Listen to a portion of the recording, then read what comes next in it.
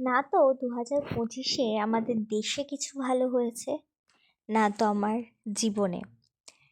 শেষ 2019-এই হয়তো নিঃস্বার্থভাবে হেসেছিলাম। তারপর আস্তে আস্তে বড় হয়েছি, আস্তে আস্তে ম্যাচুরিটি হয়েছে, কিন্তু আস্তে আস্তে হাসিটা কোথাও যেন মিলিয়ে গেছে।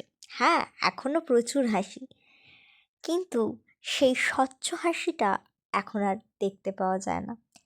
ভেবেছিলাম 2025 এত খারাপ হয়েছে, কিন্তু 2026-এর শুরু থেকে সব শুরু করব।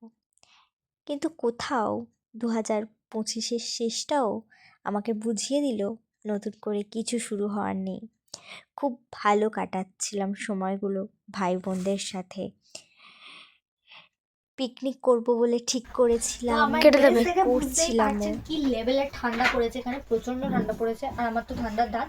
তো এখন আমরা যাচ্ছি পিকনিকের সমস্ত বাজার করতে, আর ওখানে মিষ্টি বসে আছে, ওয়েট করে আছে যে কতক্ষণে আমি আসবো। ভাই ক্যামেরা করছে অ্যাজ ইউজুয়াল।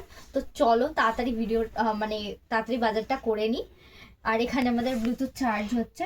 ফ্যামিলি পিকনিক ছোটোখাটোর উপর থেকেই হবে, বাট দারুণ মজা হবে, সেই মজা হবে। তো চলো বাজারটা করে আসি। Bye bye. নতুনভাবে তো কিছু স্টার্ট করা যায়নি, কিন্তু হ্যাঁ, আমি নতুন বছরে নিউ ইয়ারে কিছু রেজলিউশন নিয়েছি। নিউ ইয়ার রেজলিউশন 3টে। সেটা হচ্ছে, একটা নিজের পায়ের তলার মাটি। মেয়েদের তো কোনো বাড়ি হয় না, তাই আগে আমি একজন মেয়ে হয়ে নিজের বাড়ি তৈরি করতে চাই। আর সেকেন্ড, যারা আমার আপন তাদেরকে আপন করে তাদের পাশে থাকা, যেমন আমার ফ্যামিলি। আর যারা আমাকে পর ভাবে তাদেরকে দূরে সরিয়ে দেওয়া, সে আমার যতই কাছের হোক না কেন। আর থার্ড রেজলিউশন হচ্ছে 2019 থেকে 2025 পর্যন্ত আমি যা যা ভুল করেছি সেগুলোর রিপিটেশন না করা, বা সেগুলো ভেবে কষ্ট না পাওয়া। তো তোমাদের কার কার নিউ ইয়ার রেজলিউশন কী আছে অবশ্যই আমাকে কমেন্ট করে জানাতে ভুলো না। দেখা হচ্ছে খুব তাড়াতাড়ি একটা নতুন ভিডিওর সাথে। ততক্ষণ সুস্থ থেকো, ভালো থেকো, বাড়ির গুরুজনদের খেয়াল রেখো।